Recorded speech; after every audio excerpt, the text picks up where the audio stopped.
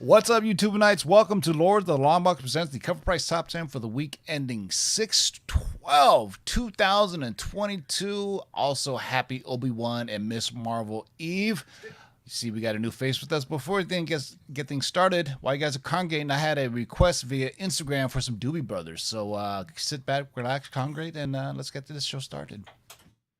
I'll start. 1, 2, ready.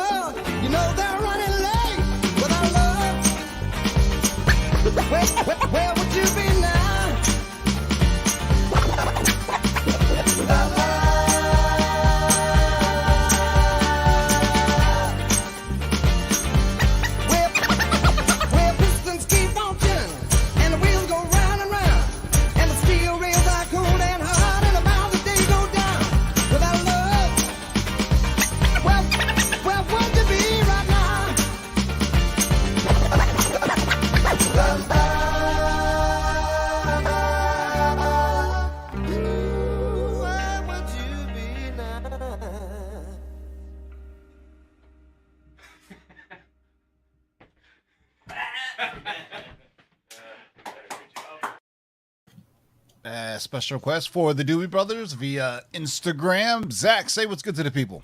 Yo, what's up, everybody? I'm happy to be back and finally got some good-looking co-hosts today. Why, thank you. Jeez. Oh, you're talking about Laura. Not you, everybody. I'd like to introduce Laura at Bird City Comics, also from Nearing Nirvana. She'll be on it right after us at 6:30. Laura, say what's good to the people. Hi, everyone. That's the best way to start a show. I was a little bit nervous, but now I'm like, all right, we got this. That's what we're here for. I've been on the Near Nirvana show. They are our sister channel. They also do CovrPrice stuff. So it's all in the family. But they have a show at 6:30. So let's get this thing started right away, shall we? The show is sponsored by our friends over at CovrPrice.com for your price guides, collections, and trends. $6.99 a month. You get all of that, the top 10, the movers, and the shakers list that we do Thursdays at 6 p.m.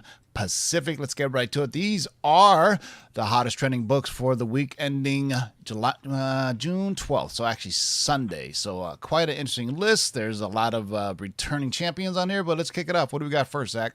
Yeah, so I think we're going to have a theme this list, but first up as the runner-up, we've got Hulk #1. So all speculation broke loose after news broke that Jake Schreier was tapped as director for the Thunderbolts movie. Who would be part of the Thunderbolts team? One of the popular choices was the Red Hulk, Thaddeus Ross. Sadly, William Hurt passed away this year back in March. However, that hasn't stopped speculators from buying into Red Hulk's first cover appearance. He appears green in the interior artwork and doesn't appear as Red Hulk until issue #2. Tracked 14 copies sold, 7-day trend 145%, and a high sale of $320 for CGC 9.8. Wow. That's kind of a bummer, man. I mean, William Hurt, was it just me or did he kind of look skinny and sick like the past couple Well, years? when he was in Black Widow, I thought that they aged him up for some odd reason, but apparently he had already had his sickness at the time. So what was his sickness? Do you know? It was some sort of cancer, I believe, that he passed away, though. But a great actor. So, but it's only I think we will see it. I should have done over/under on Thunderbolts theme book, but it's too late for that. So we'll figure it out. So as always, the runner-up is Hulk #1, CGC 9.8, sold for $320. Are you ready, Laura? This book is right up your alley. We'll do it. What do we got for #10? All right, coming in at #10, we have Miss Marvel #1 from 2014. I think everybody but me has already watched the Disney Plus show that dropped its first episode, mostly to positive reception. A couple inklings of frustration among fans that were more loyal to the original version of Kamala. With Kamala's pricey key issues out of reach, this first issue is an excellent and more accessible entry point for the budget-minded collector, and possibly the younger fans that Miss Marvel is targeting. Still, this book has some heat behind it as new and old fans of Kamala Khan moved to pick it up. We tracked 19 copies sold, a 7-day trend of 108%, and had a high sale of $300 for a CGC 9.8 and a raw fair market value of $88.86. I still think it's got room to grow. I mean, when I came into Miss Marvel, I didn't have any expectation levels. I knew who was catered for, but coming out of it, I was like, yo, this is a fun little show. I especially love how when they were like walking, you haven't seen it yet, right, Laura? I've only seen the original trailer, which I have to admit didn't do much for me. I was like, I'll get to it eventually. It's kind of cool the way they do the graphics on the buildings as they're riding their bikes through. I mean, it's really, when you'll see it, you'll see what I'm talking about. But you know what? It was fun. I don't know why people are hurt. I mean, you know what? There's got to be something for everybody, for boys, girls, men, women, whatever. Agreed. So What it felt like? It felt like live action Into the Spider-Verse. Yes, with that stuff like on the background and whatnot. And I'm with you, Tim. I didn't come in with like high expectations. I'm not a Ms. Marvel fan in terms of the comics, but the show was fun. It was lighthearted, and I thought Iman Vellani did a great job as her character. So. You're right. Yeah. I think this book has an incredible room to grow. Yeah, and the family dynamic was just perfect. I won't give it away, so we'll let Laura watch it tonight. So spoilers. Number 10 on the list is Miss Marvel #1 from 2014, a 9.8 sold for $300. What do we got for number 9? Number 9, we have The Amazing Spider-Man #3, 1 in 100. I'm not even going to try to pronounce the artist's name. Hikaru. Tim, can you help me out? What do you know? Hikaru Yusugi. Sounds good to me. Okay. Yeah. Perfect. We'll go with that one. So, who rose to prominence with his work on Deadpool Samurai brings a signature style to this 1 in 100 variant, featuring his co-creation of Sakura Spider. While Sakura Spider first appeared in U.S. Comics in Deadpool Black and White #4, this is her first official cover. Its scarcity is understandable as fans' reactions to this run have been less than stellar, leading to fewer vendors looking to pick up 100 issues in order to snag a copy of this variant. Tracked 16 copies sold, 7-day trend of 133%, and a high sale of $201 for a raw copy. Interesting. I wonder if this is anything to do with maybe Across the Spider-Verse spec. You know what I'm saying? Like, we're seeing a lot of like Spider-Man characters pop up, and I don't think the news. Well, the news of the spot already dropped right before this list came out on Monday morning, right? When did the news of the spot come out? So just recently, Yeah, full on expect next week's show to be rather spotty. You like the way I did that? So number 9 on the list, Amazing Spider-Man. Number 3, the Hikaru Yusugi 1 in 100 variant from 2022. What do we have for number 8, Laura? All right, I'm excited about this one. Sandman number 13 from 1990. Sandman's key issues have been hot for years, with some ebb and flow. Not only is a favorite series for collectors, but it's also had some form of content development for nearly a decade. That's pretty amazing in and of itself. While fans primarily focus on issues number 1, First Dream, number 4, First Lucifer, and number 8, First Death, these other minor keys are finally getting traction thanks to the recent trailer from Netflix. Along with a good look at Jenna Coleman as Johanna Constantine, we tracked 17 copies sold at a 7-day trend of 127%, with a high sale of $275 for CGC 9/8 and a raw fair market value of $23.84. I absolutely dug the trailer they showed at whatever that Netflix geeked thing that they showed. It looks dark, because I'm a huge fan of like Supernatural when they had all like the angels and demons and shit. But and I'm also a huge Neil Gaiman fan. So anything that Gaiman attaches his name to, I'm down. So hopefully it'll do it. It looks dark. It looks kind of crazy. So. Obviously everything's not going to be as faithful to comics as they can. They have to be realistic when they put it on screen. So number 8 on the list is a Sandman, number 13 from 1990. What do we have for number 7? Number 7, we have Grimm number 1, the Flaviano second print variant from Boom Studios. So with short retailer order window, heavy allocation, and it being a second print, this book was bound to be scarce. The popularity of Grimm has appeared to cement, and the low print run contributed to the high amount of sales we saw this week. Tracked 33 copies sold, 7-day trend of 83%, and a high sale of $60 for near mint raw copy and a raw fair market value of $33. This is a good book, man. I'm digging this title so far.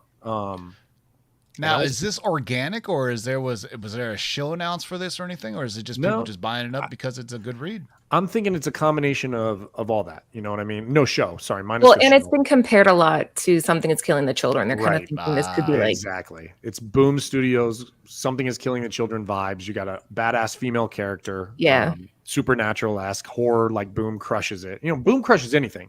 Honestly, if you're not buying number 1 issues from Boom, and you're playing the spec game, you're slipping. Probably. Yeah. Especially if it's horror themed, because that seems to be the theme now. And fun factoid, I interviewed Stephanie Phillips. She wrote the Tarna from the heavy metal adaptation, and I interviewed her for some at-home Comic-Con thing like 2 years ago, even before this. But it's good to see Stephanie Phillips doing her thing, and you're like her, Laura. She's a badass. She trains in Muay Thai. Ooh. Yeah, so check out Stephanie Phillips on her Twitter, and she shows how she throws down on doing Muay Thai. So maybe you could fight her one day. No, I'm just kidding. So number 7 on the list is Grimm number 1, the Flaviano second print. That just rolls off the tongue. Flaviano, Grimm number 1, the Flaviano second print variant, raw dog for 60 bones. All right, what do we got for number 6? Ooh, I can't wait for this. Here, Nate, I'm scooting back a little bit. Sorry if the mic was loud. I was thinking it was too soft, so I was overcompensating. All right. Number 6, we have Thor, God of Thunder, number 2. Gore's first appearance refuses to leave the list. As fans and eagle-eyed viewers have had time to marinate with the recent Thor trailer, Gore is reaching audiences like never before ahead of his debut on the big screen. Despite a drop in value after that trailer release, Gore has tested the highest out of any villain that Marvel's had, per Taika Waititi, helping stabilize his first appearance's market value. This week, we tracked 31 copies sold at a 7-day trend of 94%, with a high sale of $425 for a CGC 9/8 and a raw fair market value of $133. That's Taika Waititi. I feel like that's what I said. Oh, okay. Yeah, in my opinion. It's the same thing. Yeah, It's not a perfect same thing. thing. Yeah, the crazy dude that's in that was playing his homie, but I can't wait to see. No, dude, What We Do in the Shadows is his best thing he's ever done. Hilarious. That kind of vampire kind of comedy show. So good. It's like The Office meets vampires. Yeah, it's the best. Yeah. So Thor, God of Thunder number 2. Man, Christian Bale looks menacing. I'm glad it didn't overdo it with the makeup because, you know, actor of that caliber, you got to be able to see his face. You know what I'm saying? So number 6 under this, Thor God of Thunder number 2 from 2012. What do you got for number 5? So number 5, we've got Deadpool, Black, White, and Blood number 4. So Marvel gave out Black, White, and Blood titles to popular characters like Wolverine, Moon Knight, Carnage, and Elektra. So of course Deadpool had to get one of his own, and it doesn't disappoint. However, the main draw of issue number 4 is the first U.S. comic appearance of the manga-influenced Sakura Spider. As noted, her cover appearance on the Amazing Spider-Man number 3 1/100 variant immediately drew collectors back to this first. Tracked 23 copies sold, 7-day trend of 158%, and a high sale of $52 for a CGC 9.8. To go with a high raw sale of $40, right in line with its raw fair market value of approximately $39. So, yeah, people are really digging this character. I mean, Spider-Man's the Batman of Marvel, where everything hits. You know what I mean? Exactly, like every first appearance you got to get. Exactly. Either villains or sub-heroes. I mean, just look at Silk. I mean, you know, wait till, I mean, we haven't heard from the Silk show in quite a long time, but I would imagine when that trailer drops, whenever it does, I think it's still coming to Amazon or some weird thing like that. But I fully expect Silk as well to jump up, even though she was bit by the same spider as Peter Parker, apparently, in Amazing Spider-Man number 1, but that's just her cameo appearance. So let's take a quick break from here from our slabs, our sponsor, My Slabs. Are you tired of paying 10, 15% or more? Join the 1% revolution. The platform designed by collectors for collectors just got even better. MySlabs.com is proud to now feature dedicated sections for both raw cards and raw comic books. Browse over 100,000 slab collectibles, authenticated by the industry's most trusted grading companies. Then check out a massive selection of sealed wax and now raw singles and raw lots. Join a passionate, no-nonsense community of nearly 50,000 members and enjoy some of the best buyer and seller protection in the business. And as always, My Slabs offers one of the most disruptive pricing models in the hobby, with seller fees as low as only 1%. So the next time you're forced to pay 10%, 20%, or more to sell something from your collection, head over to MySlabs.com, the low-fee marketplace, by collectors, for collectors. All right, we go from number 5, Deadpool, Black, White, and Blood number 4 to number 4. All right, number 4, we got Thunderbolts number 1 from 1997. With the recent confirmation of the Thunderbolts coming to the MCU, fans rushed out to grab their first appearance in The Incredible Hulk 449. That issue, of course, moved out of reach for many, so fans moved to pick up the next best thing in their ongoing title. While Marvel billed the Thunderbolts as the next great team, stepping in for the absent Avengers and the Fantastic Four, they had a significant secret. The Thunderbolts were, in fact, a team of villains. A fact that wasn't revealed until readers got their hands on this book. We tracked 27 copies sold at a 7-day trend of 164%, with a high sale of $270 for a CGC 9.8 and a raw fair market value of $34. Be interesting to see what lineup they use. I think they've kind of revealed it a little bit with Black Widow and maybe what was that dude in Captain America: The Winter Soldier? That Count whatever, the Countess. I forgot her name. Nemo? Oh, the Baroness. Yeah, I think. Or no, the Baroness is the G.I. Joe character. Yeah. No. The Countess di Contessa, whatever her name is. I think she's going to put together the Thunderbolts team and some iteration of that, because I don't think they could just go full on all bad guys. You know what I mean? But it is very interesting. Great run by Kurt Busiek as well.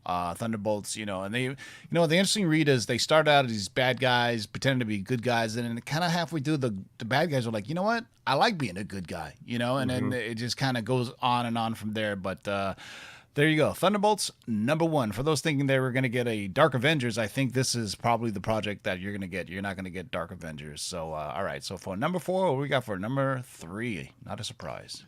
Yeah, number 3, we have Sandman number 5. So as mentioned in the entry for Sandman number 13, the recent Sandman trailer lit a small fire under some of the early minor Sandman keys. This issue features the first appearance of Merv Pumpkinhead, a janitor of sorts for the book's protagonist, the Sandman. Coinciding with the first trailer's release, Netflix announced that old Merv would be voiced by no other than Mark Hamill. Fans have reacted in kind as they move to pick up this book.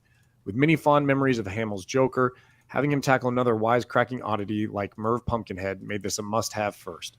Tracked 15 copies sold, 7-day trend of 306%, with a high sale of $335 for CGC 9.8 and a fair market value of $40. I'm sorry, did you say Merv Pumpkinhead? Merv Pumpkinhead, man. He's related to Jack Pumpkinhead from The Wizard of Oz. You know what? I'll be honest with you. I never was into the Sandman series when it originally came out, so I'm coming into the show eagle-eyed and just like ready to take with no expectations to compare it to. Because there's gonna be people like who compare it to the source material, and a lot of times, people do that, and it's weird. But Mark Hamill is doing, dude. I was on Team Nerd Herd, and I was talking about a show that I like called Nightfall, and Mark Hamill was in it, and he was almost unrecognizable, right? Yeah. He was like a Templar training, season and 2. I was like. And I didn't know it was him until the end credits ran, and it was like Mark Hamill. I go, holy crap! But if you get a chance to see it, it's only 2 seasons, but it's definitely worth a watch. I've been stuck on these historical dramas like The Last Kingdom, Vikings Valhalla. Now I'm watching Vikings again, the original series, which, good lord, it is uber violent, man. But good old Merv Pumpkinhead. It shows up on the list. Number 3, Sandman, number 5 from 1989. All right, we're almost there, boys and girls. What do we got for number 2? Oh, I'm excited. I got this one too. Any of my Nerdvana people will know why. So number 2, we got Fortnite x Marvel Zero War number 1. I believe it's Lionel Francis Yu from 2022. Remember when the DC Fortnite collaboration took over the top 10 list for a solid month? Well, Fortnite is back, this time with Marvel. Thanks to an exclusive Iron Spider-Man suit available via a download code, and yes, I own it, included in this book, Fortnite players once again rushed back into their LCS and online shops to pick up a copy. We tracked 39 copies sold, a 7-day trend of 196%, with a high sale of $20 for a raw copy. However, the fair market value has since settled to around $10 due to the large volume of copies available. Yeah, so when these were coming out for DC, every one of them hit our top 10 list. Yeah, it was huge. Because I remember looking up the number of Fortnite users was ridiculous. So it was people who don't normally buy comics were coming in to buying these Fortnite books because I believe they're sealed so that they can get the codes to get the skin. Just for Fortnite, and if Fortnite is huge still, So I was asked to ask Laura about her Fortnite original sketch work. We had the pressable defects on, and my llama. Let's just say my llama didn't translate perfectly into a llama. It resembled something else. Wait a second, you drew a llama? Well, yeah. You gotta know Fortnite, bro, to understand the llama. Oh, okay. I was gonna say, why are you drawing a llama? Wait. Oh my gosh. Yeah, you have to play Fortnite to understand most of this. But I think this is such cool marketing because it's drawing people into the hobby that otherwise might not pick up a comic book. And decent titles that normally would never be on our top 10 list were showing up every week just because of Fortnite. It was like a Fortnite month. It was crazy. So number 2 on the list is Fortnite x Marvel Zero War number 1. Get yourself an Iron Spider skin. All right. So it should be no surprise what number 1 is due to the recent announcements. Right. We've been talking about this the whole top 10. So number 1 is The Incredible Hulk number 449. So Deadline recently announced that Marvel's Thunderbolts movie taps Jake Schreier as director. This immediately captured fans' attention since until last week, a Thunderbolts hadn't been officially announced. Sure, it's been evident for years now that a super team of villains and anti-heroes was being pulled together, specifically by La Contessa Valentina Allegra de la Fontaine, played by Julia Louis-Dreyfus. That's like 2 people with massively long names. That's ridiculous. Right? However, a team name was never mentioned, leading to plenty of online debate over whether this team would form as the Dark Avengers or the Thunderbolts. Keep in mind that William Dafoe's Norman Osborn was introduced in Spider-Man No Way Home, so Dark Avengers wasn't impossible, while still the least likely of the 2. Regardless, a spike in sales for the Thunderbolts' first appearance in Incredible Hulk 449 and Dark Avengers number 1 skyrocketed and has never stopped. This officially confirms the team debate and immediately sets a fire under Hulk 449. Tracked 74 copies sold, a 7-day trend of 141%, and a high sale of $899 for CGC 9.8. It'll be a 4-figure book by the end of the month, is my guess. Easily. It'll be one of those books that, obviously people are already being priced out because they're getting Thunderbolts number 1, and gosh darn it, I need to find my copy if I can find it anywhere. So Incredible Hulk number 449 from 1997 hitting $900. The other interesting news this week was, as I get rid of this graphic, was William Dafoe kind of hinted that he's going to be, dare I say, I can't believe I'm saying this, the Joker musical. For those who asked for a Joker musical from Todd Phillips, you're getting a Joker musical. I mean, Lady Gaga's in it, so you have that to look forward to. The only precedent I can draw is look up the Sweeney Todd, the Butcher of Whatever Street, was a R-rated musical by what's his name, Tim Burton. Yes, it was horrible. Yeah, but you can do a R-rated dark, musical. Maybe. God, do we really want that? But hey, man, that's neither here nor there. He's got the face for the Joker, though. I mean, that smile. I mean, even the Goblin. Hideous, the Goblin looks like the Joker, man, in terms of his smile. And Lady Gaga has a cult following. People will just... What do they call her people? Her monsters? Or what do they call them? I don't know. I know Beyonce has the Beehive. I don't know about like the Beehive. But what's curious is that Lady Gaga has somewhat acting chops. I mean, she was in Stars Born and the House of Gucci with that weird Italian accent that she did. American Horror Story. She was great in that too. Yeah, so she's not out of nowhere. Better actor than J-Lo. Did I say that out loud? Yeah, I said that out loud. Laura, any last words? I'll let you bounce out early so you can get ready for your show, and then we play the musical outro. No, thank you guys for having me on. This was really fun. Once I was a little less nervous, it was much better, and it was great to meet you, Zach. Yeah, definitely. You did great. Thanks. I can read, guys. That's the only requirement they had of me. They're like, can you read? It's like Anchorman. We do salon quality hair and read the news. That's what the Lords of Long Box is all about. Speaking of salon quality hair, Zach, say what's good. Say what's going on I know, later man. to people. I'm growing it all out, getting it as long as possible. So, no, nothing new coming up. Just check out the Comic-Con podcast every Friday. New episodes. We got a couple episodes up now, obviously, but new ones every Friday. And yeah, man, great show. Fun show with the Thunderbolts. I really enjoyed this one.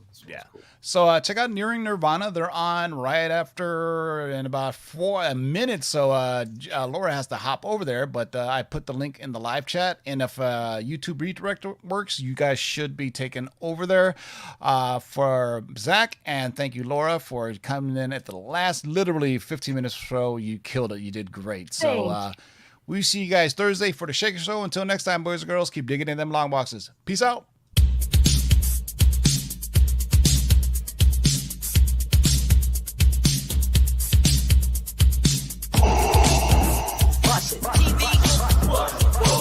Shake and bake and pull it back. Oh my God. Hold on and get some, boys.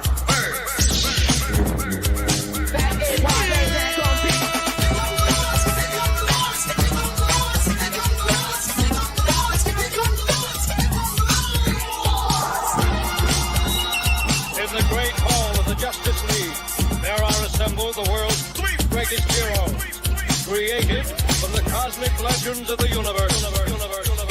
Their mission, to fight injustice, to right that which is wrong, and to serve all mankind.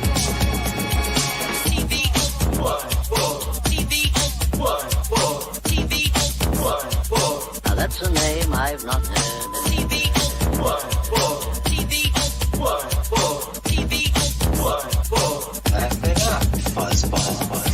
this, you shall know that the Lord is upright. Shake and bake and pull it back. In this, you shall know that the Lord is upright. In this, you shall know that the Lord is upright. Hold on and get some, boys. Jack, here's the deal. I'm the best there is. In this, you shall know that the Lord is upright. What's in the box?